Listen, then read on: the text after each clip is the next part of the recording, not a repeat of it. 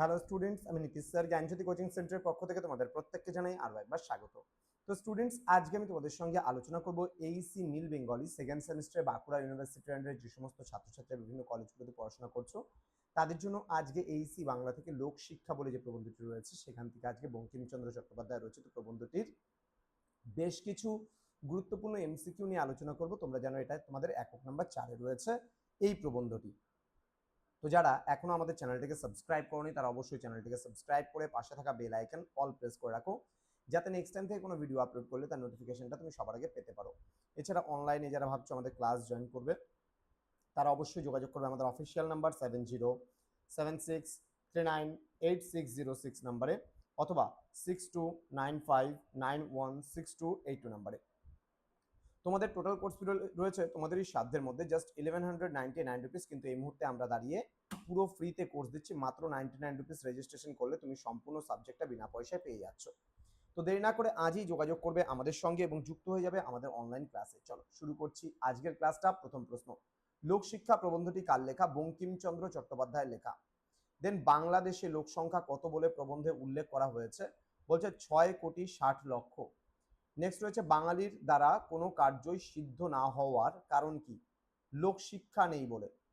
মনুষ্যকে প্রস্তুত উত্তেজিত শিক্ষিত করা প্রয়োজন কিসের জন্য? বলছে মানুষের দ্বারা কার্য হওয়ার জন্য কিন্তু এটি প্রয়োজন। নেক্সট রয়েছে বিদ্যালয় শিক্ষাকে কবি শিক্ষা বলে মনে করেন না কেন? বলছে এ শিক্ষা সম্ভবও নহে। প্রকৃত শিক্ষা কি বলে প্রবন্ধে বলা হয়েছে? চিত্তবৃত্তি সকলের প্রকৃত অবস্থা, স্ব কার্যে দক্ষতা, কর্তব্য কার্যে উৎসাহ। ইউরোপে লোকশিক্ষার একটি প্রধান উপায় কি? সংবাদপত্র। নেক্সট রয়েছে এদেশের সংবাদপত্রের গ্রাহক সংখ্যা সাধারণত কেমন হয়? 200 বা 500। নেক্সট রয়েছে ইউরোপে একটি সংবাদপত্রের গ্রাহক সংখ্যা কেমন? বলছে সহস্র সহস্র বা লক্ষ লক্ষ। নেক্সট ইউরোপে লোকশিক্ষার আরেকটি উপায় কি যেখানে সাধু খাদ্য চর্বণ করতে গিয়ে শিক্ষা প্রাপ্ত হওয়া যায়? বলছে ভোজের নিমন্ত্রণ। নেক্সট রয়েছে এদেশের বক্তৃতা সকল লোকশিক্ষার দিক দিয়া যায় না কেন? ওপরের সবগুলি ঠিক হবে, অর্থাৎ অতি অল্প লোকে শুনে তাহা কখনো দেশীয় ভাষায় উক্ত হয় না। দেন অসার বলিয়া। নেক্সট চিরকাল কি এদেশে লোকশিক্ষার উপায়ের অভাব ছিল? না। নেক্সট সাক্ষ্য সিংহ কোন ধর্ম সমগ্র ভারতবর্ষকে শিখিয়েছিলেন? বৌদ্ধ ধর্ম।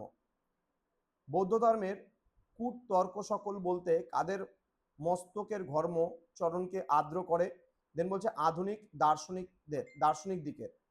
নেক্সট রয়েছে কে সেই দৃঢ় বদ্ধমূল দিগ্বিজয়ী সাম্যময় বৌদ্ধ ধর্ম বিলুপ্ত করে শৈব ধর্ম শিখিয়েছিলেন? শঙ্করাচার্য।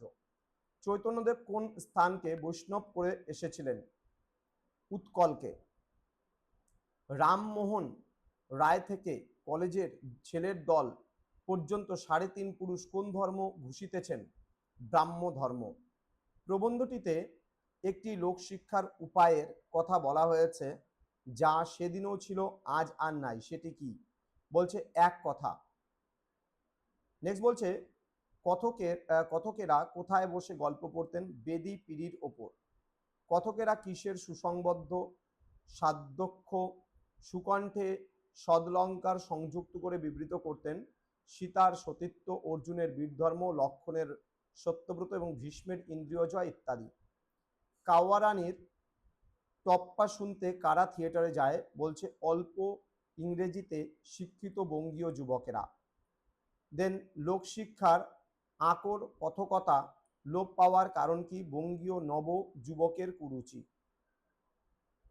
ইংরেজি শিক্ষার গুণে লোকশিক্ষার উপায় কেমন হচ্ছে? লুপ্ত ব্যতীত বর্ধিত হইতেছে না।